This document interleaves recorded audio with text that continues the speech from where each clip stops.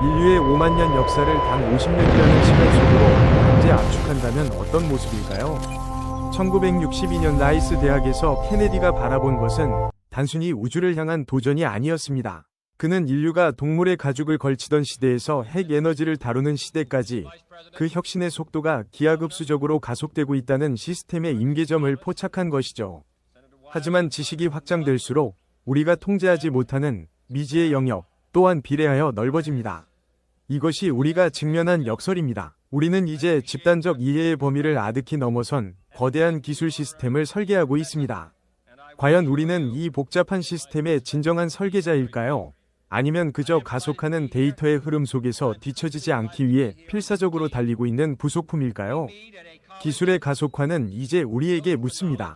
이 폭주하는 시스템을 제어할 컨트롤 에이전트는 과연 어디에 있는 것인가?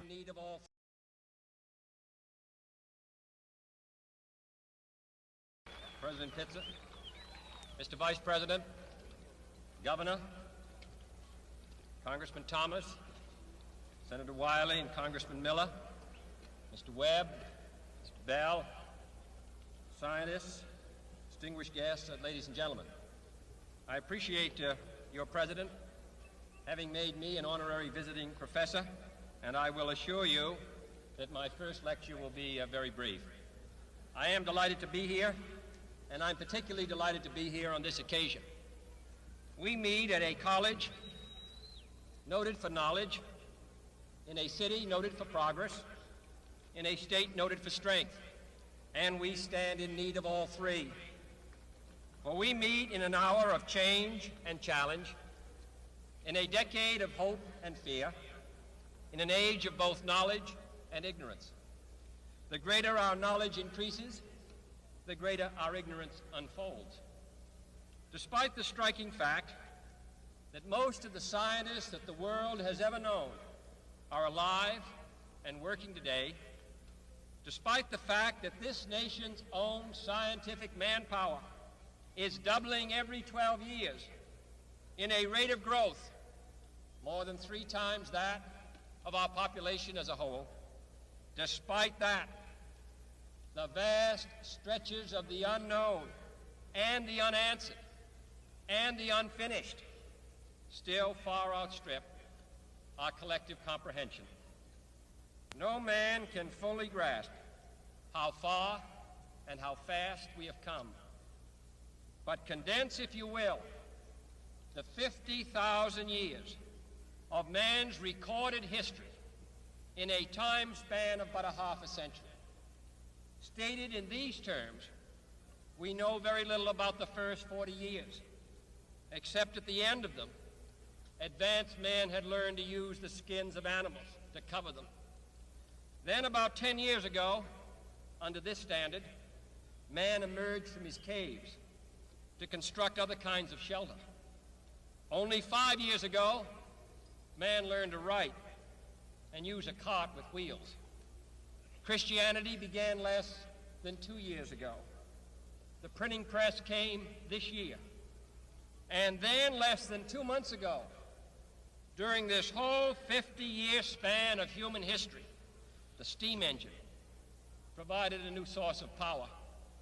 Newton explored the meaning of gravity. Last month, electric lights and telephones and automobiles and airplanes became available. Only last week did we develop penicillin and television and nuclear power. And now, if America's new spacecraft succeeds in reaching Venus, we will have literally reached the stars before midnight tonight. This is a breathtaking pace, and such a pace cannot help but create new ills as it dispels old. New ignorance, new problems, new dangers. Surely the opening vistas of space promise high costs and hardships, as well as high reward. So it is not surprising that some would have us stay where we are a little longer, to rest, to wait. But 왜 하필 달이었을까요? 왜 굳이 저항이 가장 큰 길을 택해야만 했을까요? 케네디의 논리는 정치적 수사 그 이상이었습니다. 그것은 철저히 운영적, 오퍼레이셔널인 선택이었죠. 우리는 달에 가기로 했습니다. 쉬워서가 아니라 어렵기 때문입니다. 이것은 단순히 목표에 대한 집착이 아닙니다. 시스템 이론의 관점에서 볼 때 국가라는 거대한 유기체는 도전이 부재할 때 엔트로피가 증가하며 붕괴합니다. 케네디는 알고 있었습니다. 우리 사회라는 시스템, 그리고 인간의 지성은 압박이 가해지는 한계 지점, 엣지 오브 캐퍼시티에서만 비로소 다음 단계로 진화한다는 사실을 말이죠. 그는 의도적으로 불가능한 목표를 설정함으로써 미국이라는 산업기계가 스스로의 구조를 완전히 재구성하도록 강제했습니다.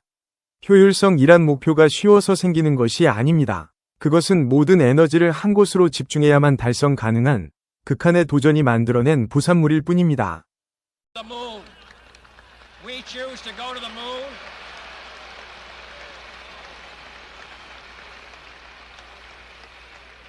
We choose to go to the moon in this decade and do the other things, not because they are easy, but because they are hard. Because that goal will serve to organize and measure the best of our energies and skills.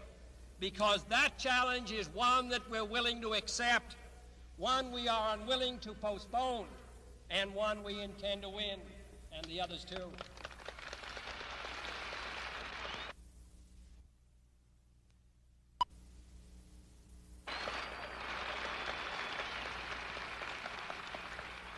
It is for these reasons that I regard the decision last year to shift our efforts in space from low to high gear as among the most important decisions that will be made during my incumbency in the office of the presidency. In the last 24 hours, we have seen facilities now being created for the greatest and most complex exploration in man's history. We have felt the ground shake and the air shattered by the testing of a Saturn C-1 booster rocket, many times as powerful as the Atlas which launched John Glenn, generating power equivalents to 10,000 automobiles with their accelerator on the floor. We have seen the site where 5 F-1 rocket engines, each one as powerful as all 8 engines of the Saturn combined, will be clustered together to make the advanced Saturn missile, assembled in a new building to be built at Cape Canaveral, as tall as a 48-story structure, as wide as a city block, and as long as 2 lengths of this field. Within these last 19 months, at least 45 satellites have circled the Earth. Some 40 of them were made in the United States of America, and they were far more sophisticated and supplied far more knowledge to the people of the world than those of the Soviet Union. The Mariner spacecraft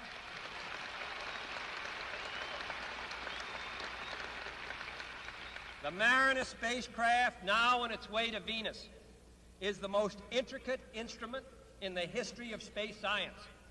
The accuracy of that shot is comparable to firing a missile from Cape Canaveral and dropping it in this stadium between the 40-yard lines.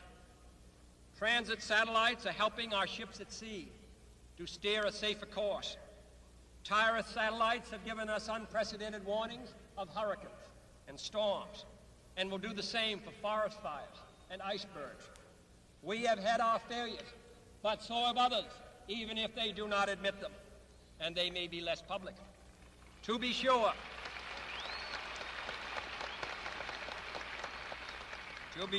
we are behind, and will be behind for some time in manned flight. But we do not intend to stay behind, and in this decade we shall make up and move ahead.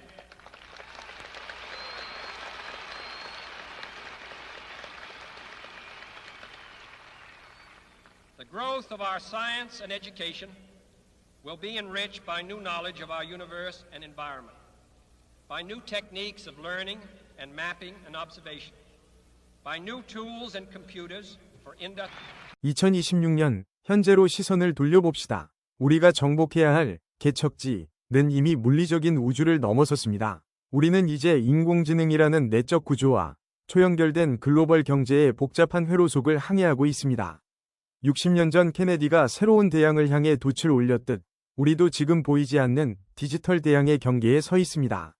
그런데 기억하십시오. 이 새로운 바다에는 자체적인 도덕성이 없습니다. 이것이 모두의 진보를 위한 선한 힘이 될지 아니면 예측 불가능한 갈등의 극장이 될지는 오직 오늘 우리가 어떤 제어 에이전트, 컨트롤 에이전트를 설계하느냐에 달려 있습니다. 당신의 달은 무엇입니까? 그 불가능한 목표를 향해 지금 당신은 시스템을 설계하고 있습니까? 아니면 도태된 역사의 뒷물결 속에서 스스로를 잃어버린 채 표류하고 있습니까? 이제 우리가 대답할 차례입니다. Years ago, the great British explorer George Mallory, who was to die on Mount Everest, was asked why did he want to climb it. He said because it is there. Well, space is there, and we're going to climb it. And the moon and the planets are there, and new hopes for knowledge and peace are there. And therefore, as we set sail, we ask God's blessing on the most hazardous and dangerous and greatest adventure on which man has ever embarked. Thank you.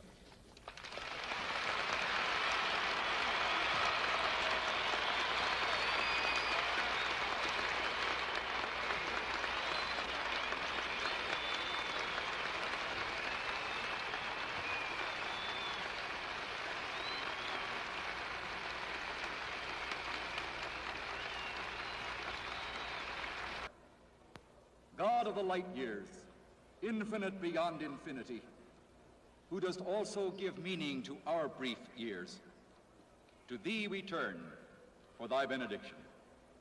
We give thee thanks, O God, for the rights with which thou hast endowed us, for the freedoms which Americans have secured and cherished and shared, for the love of truth and the dreams of adventure which propel pioneers out into space.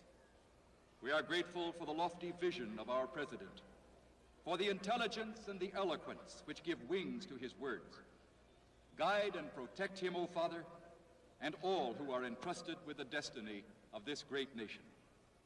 May thy blessing rest upon us all. Bless us in our homes, in our schools, in our laboratories, our farms, our factories, our space capsules. Prosper us in our cities and our states. Make our country a worthy leader of the free world, and grant the blessings of peace to all mankind. Amen.